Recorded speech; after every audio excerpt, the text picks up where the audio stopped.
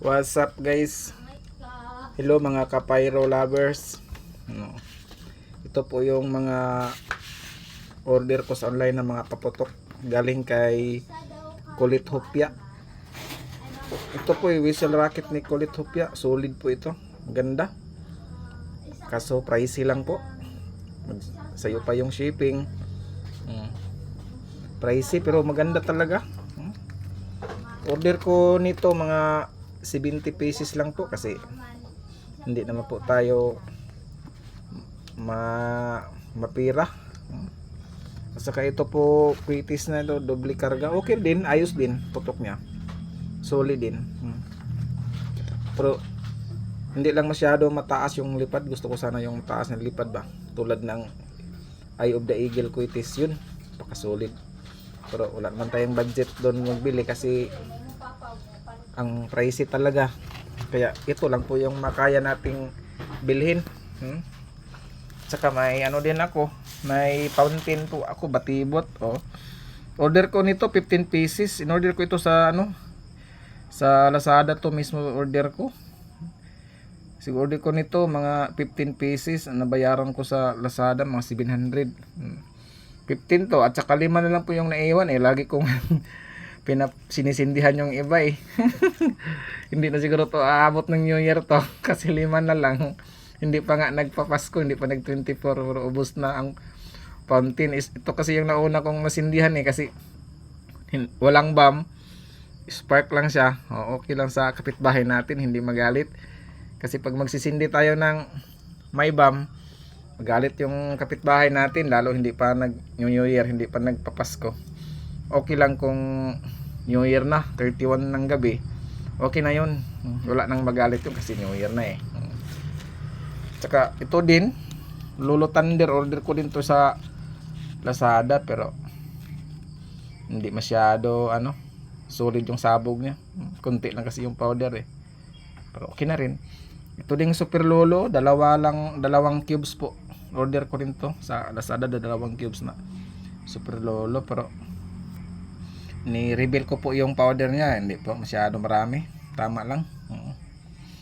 Mabuti pa ito Phoenix. Ito 3 star to, maliit lang pero pakasulit Order ko rin to sa Lazada. 350 lang order ko nito. Shipping na. Pero maliit siya pero ang solid mga idol. Putok parang parang baril po na 45 po yung putok niya. Solid maliit pero solid. Ito Lolo Thunder, mahina pang putok nito, mas malakas pa to. Yun po, maliit siya pero mas malakas. Ito malaki pero mahina. Kasi yan guys, sa karga kasi yan, magbabase sa karga. Paano naman malaki siya pero ang karga konti lang, so mahina pa rin putok niya. Ito maliit siya pero daming karga, malakas talaga. Sa karga talaga magbase, hindi sa kalaki. Tsaka ito kay Kulit Hopya to galing. Ganda. Ito King Kong yata to, King Kong Arco King Kong yata ito, laki So ito talaga lakas sabog nito. Tama talaga to ngayong New Year. So dalawa lang po yung malaki kong paputok. So previous po ito ni Kulit Hopya. Maganda po si Kulit Hopya mga idol. Pag gusto nyo pong mag-order kay Kulit Hopya, ito napaka legit po ng mga binta niya. Legit talaga. Bigyan nga talaga ng mga legit. At saka may previous pa kay Kulit Hopya to galing ito itong kundi quitis sa ko to sa Lazada ko rin to na order. 10 pieces order ko nito ba. Hindi ko pa to na testing pero ni-reveal ko po powder niya, dami ding powder. Tsaka nabasa ko rin yung mga review doon sa Lazada, malakas daw, solid, so maganda. Pero 10 piraso lang po ang order ko nito. Hindi ko pa to tinesting kasi 10 piraso lang Tsaka ito po squeeties ni order ko ito galing kay Kulit Hopya.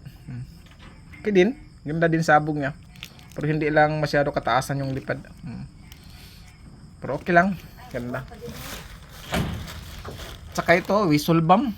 Ito malakas to, whistle bomb Whistle bomb, nice to mga idol. Malakas daw to. Tsaka may reed. Reed at saka whistle bomb po ito. 30 pieces lang po ito. Order ko kay sa Lazada din ito. Order ko sa Lazada. Yung October pa yata ako order nito sa Lazada. Mura pa. Lang ito, 30 pieces. So nabayaran ko mga nandyan sa mga 400 yata yun. Mura ngayon, nagmahal na sila. So super mahal na talaga ngayon sa Lazada. 10 pieces nila ando na sa mga 215. Hindi pa kasali ang shipping nun. Naku, aray. Makapaputok ka man lang, pero paano na lang kung ibenta mo? Ito mga idol. Kailangan talaga may kapital ka kung gusto mo magbenta.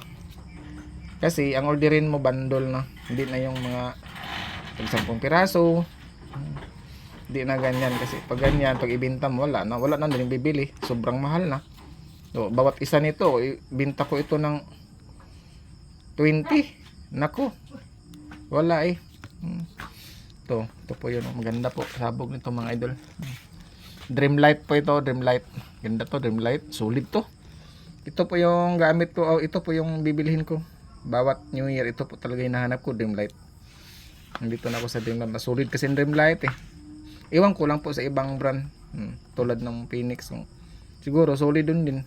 Labi na yung yung SRC. Malakas din yun. Yung po, nakatesting po ako nun. Pero wala pong sealer. Ito sa whistle bomb maganda. Tsaka may previous po sila. Malaki. Big yata itong whistle bomb. Pero malakas din to kasi big. Pero ito, kita nyo. Maliit siya. Malaki to. Pero pag itong maliit, pag kakargahan mo ito puno, lakas to. Hindi magbabase sa laki. Ni-reveal ko po powder nito, marami din, pero hindi na puno. Pag punuin mo ito, kasing solid na ito sa laki niya. Pag may lang sana. Pag may powder ako, wala kasi akong powder eh. Siguro kapag may powder, pwede ko na sana ako magawa eh. Paputok. Ito po yung mga para sa salubong ko sa New Year 2026 mga idol.